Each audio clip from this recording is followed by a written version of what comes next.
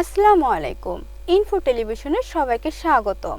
খবর পড়ছি আমি সনি আক্তার। শুরুতেই সংবাদ শিরোনাম। দেশের তথ্য প্রযুক্তি খাতে সৌদিকে বিনিয়োগের আহ্বান।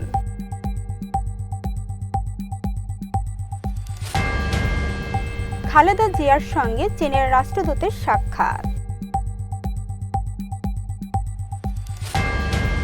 গাজায় ফিলিস্তিনিদের উপর গণহত্যা চালিয়েছে ইসরায়েল, বলেছেন অ্যামনেস্টি। সিরিজের প্রথম টি-20তে আজ মাঠে নামছে বাংলাদেশ।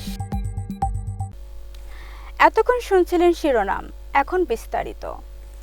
সৌদি আরবকে তথ্য প্রযুক্তি খাত বিশেষ করে হাইটেক পার্কের বিনিয়োগের আহ্বান জানিয়েছে ডাক, টেলিযোগাযোগ ও তথ্য প্রযুক্তি উপদেষ্টা মোহাম্মদ নাহিদ ইসলাম।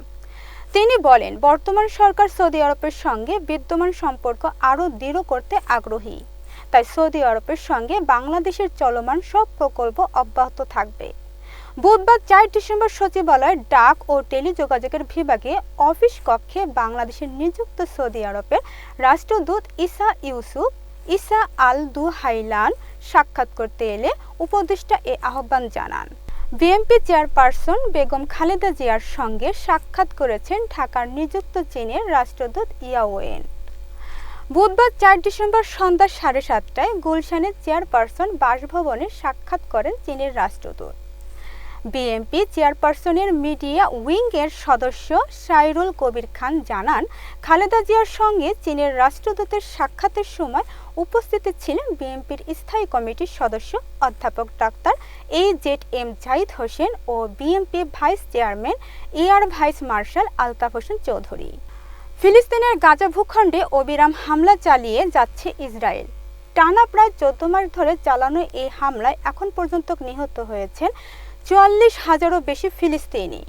বর্বর এই আগ্রাসনের জেরে ইসরায়েলের বিরুদ্ধে বিশ্বজুড়ে বাড়ছে ক্ষোভ, উঠেছে গণহত্যার অভিযোগও। এমন অবস্থায় ইসরায়েলের গাজায় ফিলিস্তিনিদের বিরুদ্ধে গণহত্যা চালিয়েছে বলে জানিয়েছেন মানবাধিকার বিষয়ক আন্তর্জাতিক সংস্থা অ্যামনেস্টি ইন্টারন্যাশনাল। বৃহস্পতিবার ৫ ডিসেম্বর এক প্রতিবেদনে এই তথ্য জানিয়েছে বার্তা সংস্থা রয়টার্স। ৩ ম্যাচের ওয়ানডে সিরিজে আয়ারল্যান্ড নারী দলকে হোয়াইট ওয়াশ করেছে বাংলাদেশ নারী দল। সেই আত্মবিশ্বাস নিয়ে এবার টি-20তে নামছে বাংলাদেশের মেয়েরা। এখানেও জয়ের ধারা অব্যাহত রাখতে চান নিগার সুলতানা জ্যোতি। আজ বৃহস্পতিবার ৫ ডিসেম্বর সিরিজের প্রথম টি-20তে আয়ারল্যান্ডের মুখোমুখি হচ্ছে বাংলাদেশ। সিলেট আন্তর্জাতিক ক্রিকেট স্টেডিয়ামে ম্যাচটি শুরু হবে স্থানীয় সময় দুপুর ২টায়। এতক্ষণ ইনফো টেলিভিশনের সাথে থাকার জন্য ধন্যবাদ। আমাদের সকল নিউজ দেখার জন্য www.infotvbd.com অথবা আমাদের ফেসবুক পেজ ও ইউটিউব চ্যানেলে ভিজিট করুন।